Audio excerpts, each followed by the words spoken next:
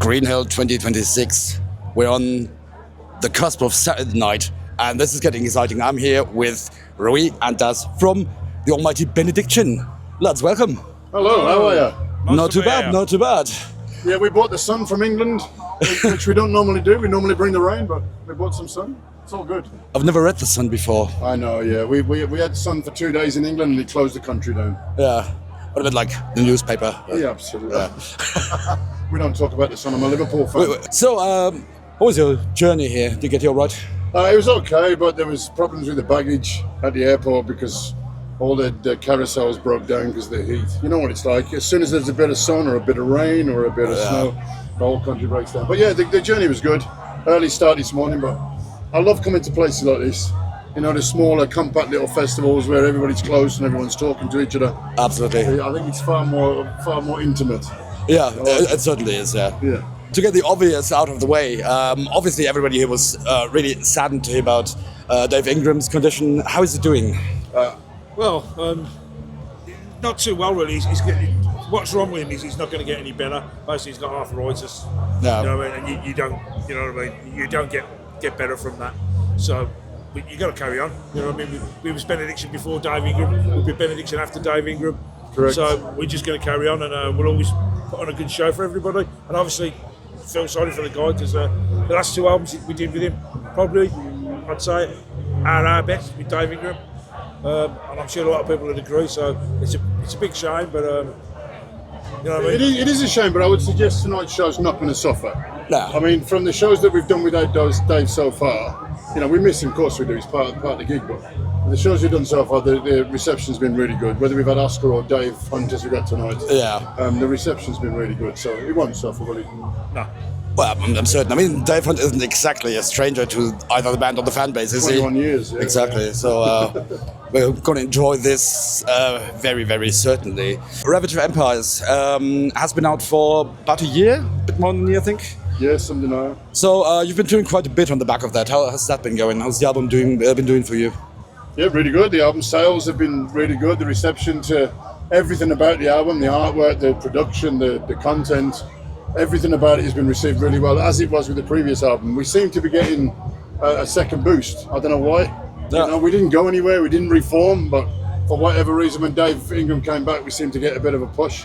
We just have to now make sure that we keep it going, and you know, we've already started writing stuff for the new album, and I'm quite excited about it. Awesome, good to hear that. It's, some of the stuff coming up is really good. It's not going to change much because we're Benediction. You know, why play something we're not going to reinvent the wheel. Yeah. We're not going to do something we don't want to do. We're going to do Benediction music, but it's really good. The reception for the last couple of albums has been good, and I expect and hope that it'll be just as good for the new stuff. Yeah. Very excited. Awesome. I have been listening to Rewie and Empires on the way here on the train journey, and in the heat, in the train, and I was just like, this is perfect. I'm really looking forward to that. So, but apart from Dave Hunt coming back, there's also been a couple of shows already, I think, and there will be more shows with Oscar Ryler helping out? Yes, we think so, because Dave Hunt can't do all the shows. I mean, obviously, the obvious stand-in would have been Dave Hunt, because we've known him for years and he's done albums, but he can't do them because he's got commitments with Nathra. Yeah. So, well, when we got Oscar in last minute shows, we didn't let any of the Spanish fans down. Yeah. You know, to make sure, and Oscar was fantastic. It was amazing. We was going to cancel the shows, and then he sent us an email saying, "I'll do it." Well, We were like, 3 weeks before, was it 3 weeks? No, it was Just 3 weeks. Yeah. Less than 3 He weeks. said, I can learn to sit in 3 weeks. We're like, no, you can't. And he did a really good job. Okay, that is great. And the promoter was like, super chuffed that he didn't have to let people down, and we didn't have to let people down. Of course. So we have no problem whatsoever asking Oscar to fit in some more shows. I think Dave Hunt is going to do Dortmund, is he? Yeah. And I think there's a few shows that Oscar's going to do, and then we have Cam Lee in Ireland and South America. I was going to say, I mean, Camley, that's that's quite a big name as well. That's just two legends colliding there, right? Absolutely. I mean, if you look up the voice of, or one of the voices of death metal in the dictionary. Well, who did Dave Ingram base himself on? And Barney in the early Barney, days. you know? Yeah. Barney in the early days, not so much now, he's completely different now, but in the early days, our first album said England's Answer to Massacre. Yeah. So now so now we lose the student and we get the master. Yeah. You know, it's fucking ridiculous, right? It's really brilliant. exciting for us. It's exciting, Like yeah. kids again. As fans, Yeah. as fans, it's exciting for It's them. awesome. I mean, you've been And, doing this for. he's super looking forward to it as well. Yeah. Super looking forward to it. It's always so great if you have bands that have been doing what they're doing for decades and being so not only popular but like influential and all that at it. Seeing those bands in those situations where they get excited again over Absolutely. something, it's really it's cool because it kind of reinstills the whole fire and the passion for Well, that kind of music in everyone. Me and Rewie still do. I mean, you know, there's a lot of bands do this to be rock stars and to make money, and you know, we don't do it for that because we're not rock stars. You've met us, you know, we're not rock stars. We're certainly not making a fuckload of money. Yeah, we've got regular jobs when we're back We have on. regular jobs back on, Yeah. so we still get excited about doing gigs, and like you say, to get for us, I'm going, excuse me, go away.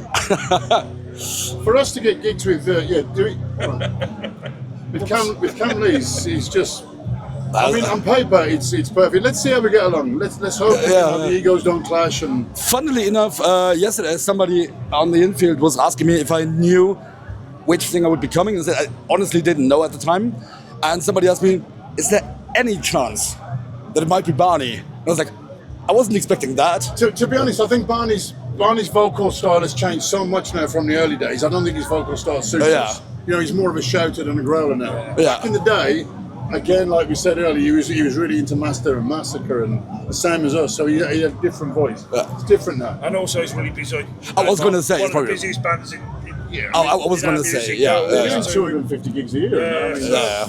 I mean, he's a lovely bloke, right? But it's probably going to be way too busy he's for the that. nicest bloke you'll ever meet in this industry. Actually, he is actually one of the nicest bloke I did ever meet in the he industry. is So fantastic, lovely bloke. absolutely.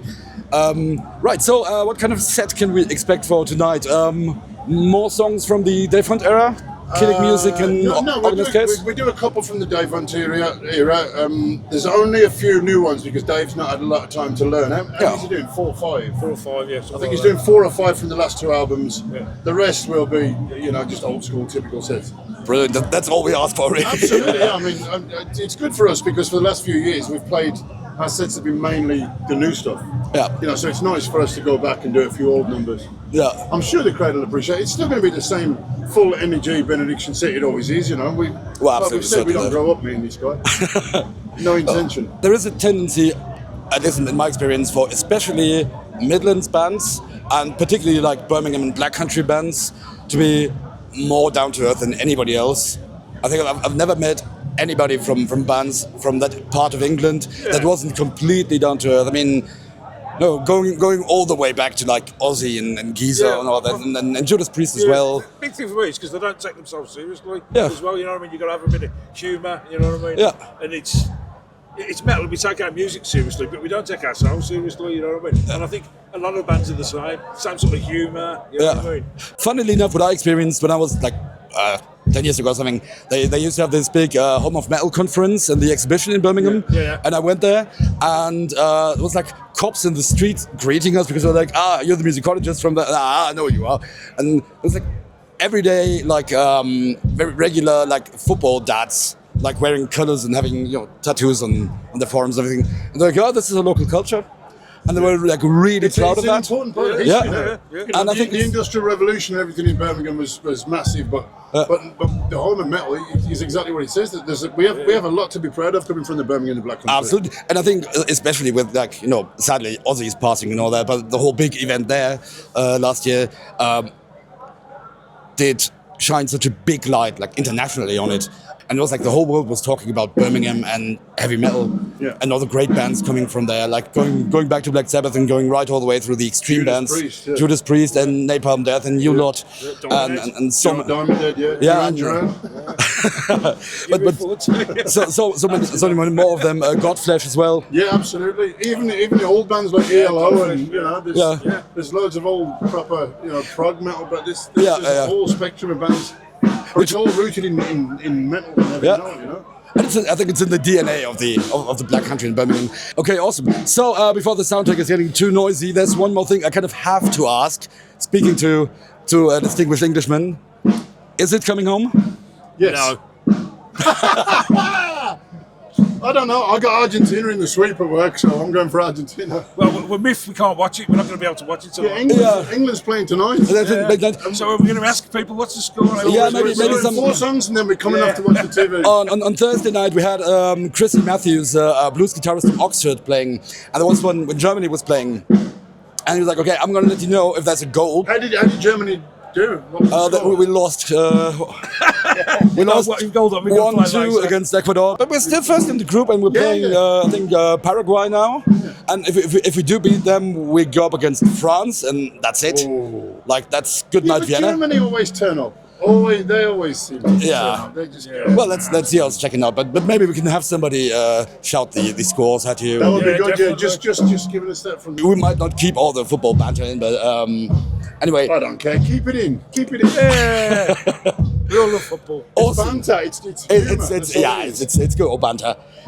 Right, before we waste the evening talking about crumpets, Don't take yourself too seriously. That's what it's about. This is what we were saying earlier. We take our music seriously. Absolutely, we do. But if you watch it on stage tonight, we're not all serious. We're not standing in front of a mirror backstage, making sure we all look pretty. We go on stage with Never going to happen. Is it? no. We go on stage with a t-shirt, jeans, and we enjoy ourselves up there. The more we enjoy ourselves, somebody the wears more the jeans. fans enjoy ourselves, Absolutely. and the more we all enjoy ourselves. and I think there is one job that death metal has to do. It's to be the ugly truth, isn't it? Absolutely, Yeah, nice and absolutely, good, nice yeah, and good. absolutely. Yeah. So we're looking forward to that, seeing the ugly truth tonight on stage. Let's make it Plenty of truthful. ugly. Yeah, Green Hell 2026 with Benediction. Lads, thank you so much for being here. Thank you. You're welcome. Thank you so much for the interview. Thank you. You're welcome, man. And we'll see you about later tonight. And we'll see you soon. Yeah. You can take your ice cream back now. Thank you.